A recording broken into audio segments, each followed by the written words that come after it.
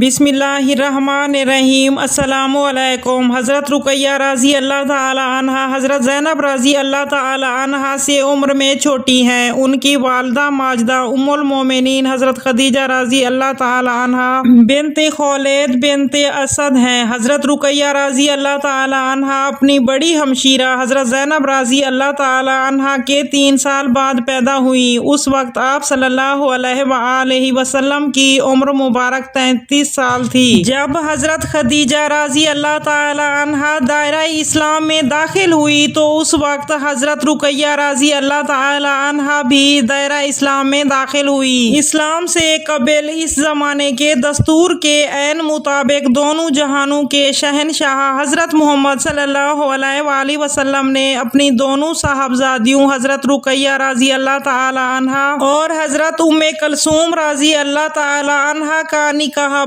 ترتیب چچا ابو لہب کے دونوں بیٹوں عتبہ اور عتیبہ کے ساتھ کر دیا تھا، لیکن ہنوز رخصتی نہیں ہوئی تھی۔ اس کے بعد اسلام کا سورج طلوع ہوا اور نبی کریم صلی اللہ علیہ وآلہ وسلم پر وحی نازل ہوئی تو توحید کا ڈنکا بجنے لگا اور کفر و شرک کی مزاحمت کی جانے لگی، لہذا ابو لہب مخالفت پر تل آیا۔ نبی کریم صلی اللہ علیہ وآلہ وسلم کو اذیتیں بھی دیں تو اس کی مذمت میں قرآن پاک کی سورۃ لہب نازل ہوئی۔ ان نیکوکار اور معصوم شہزادیوں کے جذبات مجروح کیے گئے اور نبی کریم صلی اللہ علیہ وآلہ وسلم کو بھی اذیتوں سے دوچار کیا گیا، لیکن آپ صلی اللہ علیہ وآلہ وسلم نے دین اسلام کی خاطر سب کچھ برداشت کیا۔ نبی کریم صلی اللہ علیہ وآلہ وسلم کی صاحبزادیوں کی طلاق کی وجہ سے حضرت عثمان رضی اللہ تعالی عنہ کی قسمت جاگ اٹھی اور نبی کریم صلی اللہ علیہ وآلہ وسلم کی دونوں صاحبزادیاں یک کے بعد دیگرے ان کے نکاح میں آئیں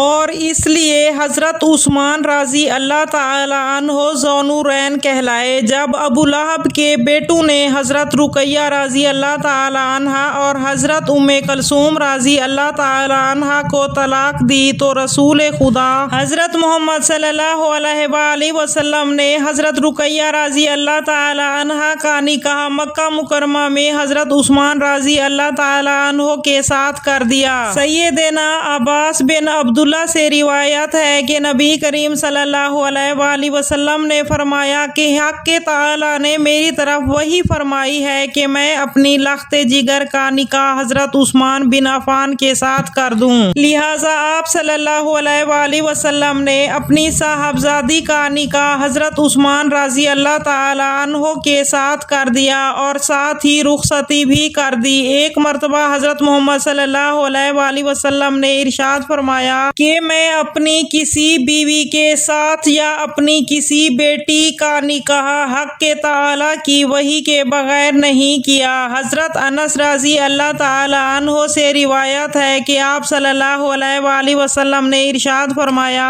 بے شک میں نے یک کے بعد دیگرے دونوں صاحبزادیوں کا نکاح حضرت عثمان رضی اللہ تعالی عنہ سے کیا اور دونوں کا انتقال ہو گیا، اور اگر میری تیسری بیٹی بھی ہوتی تو میں اس کا نکاح بھی حضرت عثمان رضی اللہ تعالی عنہ کے ساتھ کر دیتا، اور میں نے حضرت عثمان رضی اللہ تعالی عنہ سے اپنی بیٹیوں کا نکاح اللہ تعالی کے حکم سے کیا۔ آپ صلی اللہ علیہ وآلہ وسلم فرماتے ہیں کہ اگر میری 10 بیٹیاں ہوتی تو یک کے بعد دیگرے سب کا نکاح حضرت عثمان رضی اللہ تعالی عنہ سے کر دیتا۔ میں نے اپنی بیٹیوں کے نکاح اللہ تعالی کی وحی کے ذریعے کیے ہیں۔ قسم ہے اس پاک ذات کی جس کے قبضے میں میری جان ہے، اگر میری 100 بیٹیاں ہوتی تو یک کے بعد دیگرے عثمان سے کر دیتا۔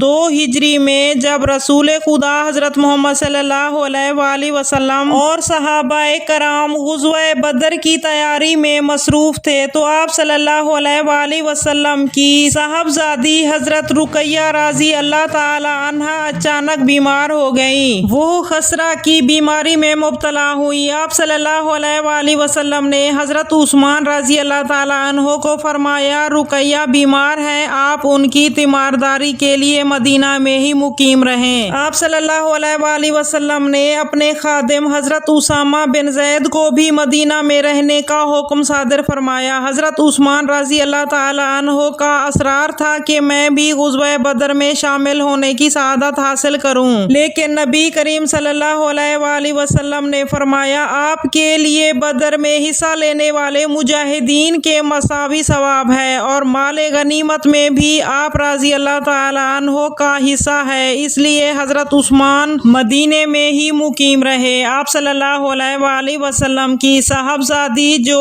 حضرت عثمان کی زوجہ تھی، ان کی تیمارداری آپ رضی اللہ تعالیٰ عنہ کی ذمہ داری تھی۔ پھر حضرت صلی اللہ علیہ وآلہ وسلم نے بدر کے مال غنیمت میں آپ کا برابر حصہ مقرر فرمایا۔ حضرت عثمان غنی رضی اللہ تعالیٰ عنہ نے عرض کیا، یا رسول اللہ صلی اللہ علیہ وآلہ وسلم، میرے اجر و ثواب کے حوالے سے کیا حکم ہے؟ آپ صلی اللہ علیہ وآلہ وسلم نے ارشاد فرمایا کہ تمہارا اجر و ثواب بھی دیگر اہل بدر کے مساوی ہے۔ جس دن حضرت زید بن حارث بدر میں مسلمانوں کی فتح اور کفار کی شکست کی خوشخبری لے کر مدینہ منورہ تشریف لائے تو اسی رات حضرت رقیہ رضی اللہ تعالیٰ عنہا نے وفات پائی۔ آپ کی تیسری صاحبزادی ام کلثوم بنت حضرت خدیجہ رضی اللہ تعالیٰ عنہا ہیں، جو حضرت رقیہ رضی اللہ تعالیٰ عنہا سے چھوٹی اور حضرت فاطمہ زہرا رضی اللہ تعالیٰ عنہا سے بڑی تھی۔ آغاز میں ہی اپنی والدہ اور بہنوں کے ہمراہ دائرہ اسلام میں داخل ہوئی۔ اعلان نبوت سے قبل ہی نبی کریم صلی اللہ علیہ وآلہ وسلم نے ابو لہب کے بیٹے عتیبہ سے نکاح کر دیا۔ ابھی رخصتی نہیں ہوئی تھی کہ اعلان نبوت کے بعد عتیبہ نے انہیں طلاق دے دی۔ مدینہ منورہ کی جانب ہجرت کرنے کے بعد جب حضرت رقیہ رضی اللہ تعالیٰ عنہا وفات پا گئی تو حضرت محمد صلی اللہ علیہ وآلہ وسلم نے اپنی دوسری لخت جگر حضرت ام کلثوم رضی اللہ تعالیٰ عنہا کا نکاح حضرت عثمان غنی رضی اللہ تعالیٰ عنہ سے کر دیا۔